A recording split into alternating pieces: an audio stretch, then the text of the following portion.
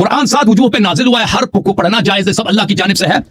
ये बके 6 हरूफ कहाँ है? ये कहते हैं कि हर हर्फ सही है, बाकी हर्फ पढ़ने की क्या जरूरत है? जब अल्लाह की जानिब देखा पूरा, ये आपकी बात ही गलत है कि हमें पूरे कुरान की जरूरत नहीं है। जब अल्लाह ने मुनासिब समझा, जब अल्लाह ताला जो हकीम है, इस दीन का मालिक, उसने मुनासिब समझा, उसने नाजिल किया। देखो मैं शियों के लिए अर्ज करता हूं कि हमारा अकीदा नहीं कुरान 7 हरूफ पे नाजिल हुआ है, ये इनके हम मुतवातिर रिवायात है। और उसकी वजह यह है कि अबू बकर उमर ने जो हेराफेरी की थी कुरान में ना, ताकि लोग ना कहें कि बकिया कुरान कहां है, तो इन्होंने मशहूर कर दी थी कि भाई कुरान तो 7 हरूफ पर है, जो भी पढ़ो सही है।